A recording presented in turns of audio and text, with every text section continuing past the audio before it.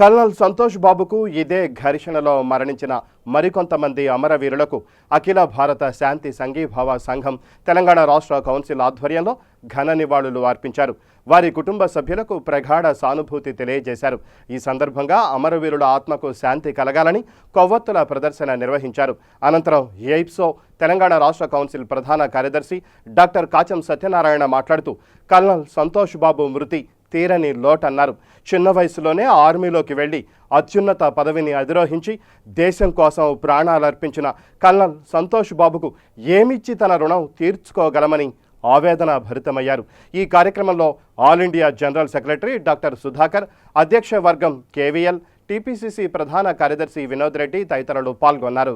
All India peace and solidarity organisation Telangana రాష్ట్ర శాఖ ఆధ్వర్యంలో ఈరోజు చనిపోయినటువంటి వీర జవాన్లు ఎవరైతే ఉన్నారో కల్నల్ సంతోష్ బాబు గారికి, అలాగే తనతో పాటు అక్కడ జరిగినటువంటి గలాటలో ప్రాణాలు కోల్పోయినటువంటి 19 మంది సైనికులకు ప్రగాఢ సంతాపాన్ని ఐప్సో రాష్ట్ర శాఖ ద్వారా తెలియజేసే దాంట్లో కీలకంగా వ్యవహరించినటువంటి ఐప్సో శాఖకు ఒకసారి ధన్యవాదాలు తెలుపుచు, మరి ఈ కార్యక్రమానికి ముఖ్య అతిథిగా ఇచ్చేసినటువంటి నేషనల్ జనరల్ సెక్రటరీ అయినటువంటి డాక్టర్ సుధాకర్ గారు, ఎంఆర్జీ గారు, మిగతా కార్యవర్గం అందరూ కూడా బాధాతప్త హృదయంతోటి అందరికీ నమస్కారం తెలుపుచు, ముఖ్యంగా భారతదేశ ఔన్నత్యాన్ని 1975లో భారత్ చైనా వారు జరిగిన తర్వాత ఎలాంటి కవ్వింపులు చర్యలు లేకుండానే ఈరోజు ఒక దాష్టికంగా వ్యవహరించి చైనా ఒక 20 మంది సైనికుల్ని పొట్టన పెట్టుకున్నటువంటి సంఘటన బాధాకరం. యావత్ భారతదేశం కూడా దిగ్భ్రాంతికి లోనైనటువంటి సన్నివేశం.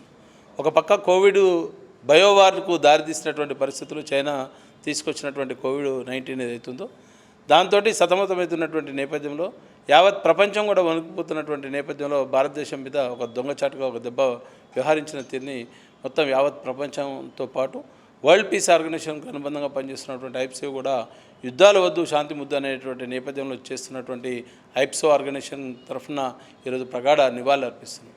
అలాగే తెలంగాణ రాష్ట్రానికి వస్తే జనరల్గా వార్ మొత్తంలో కూడా ఎక్కడైనా వార్ జరుగుతున్నప్పుడు ఆల్ ఓవర్ ఇండియాలో సౌత్ ఇండియాకి వెళ్ళి ప్రాతినిధ్యం వహించేటువంటి నేతృత్వం తక్కువ మంది కల్నళ్ళు, మేజర్లు ఉన్నటువంటి నేపథ్యం. ఆ రోజు కార్గిల్ వార్లో మేజర్ పద్మపాణి ఆచార్య ఒక తెలుగువాడుగా పోయినందుకు ఆ రోజు కూడా యావత్ దేశం, ఇక్కడ ఉన్నటువంటి ఉమ్మడి తెలుగు రాష్ట్రాల్లో చాలా బాధాకరమైనటువంటి సన్నివేశం. దాని తర్వాత ఈరోజు నిన్న జరిగినటువంటి దాడిలో కల్నల్ సంతోష్ బాబు ఒక తెలంగాణ బిడ్డ ఆ స్థాయికి పోయినందుకు గర్వంగా ఉంది.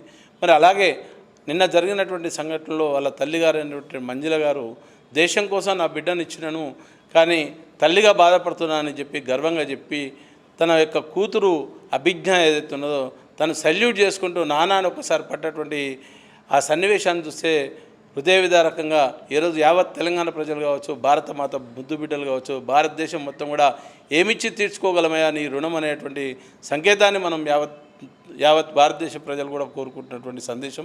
మరి యుద్ధం వద్దు అనేటువంటి ఒక ఆర్గనైజేషన్లో, వరల్డ్ పీస్ ఆర్గనైజేషన్లో పార్టిసిపేట్ చేస్తున్నందుకు యుద్ధం వద్దు శాంతి ముద్దు అనేటువంటి నేపథ్యంలో చర్చల ద్వారా ఏదైనా సాధించవచ్చు.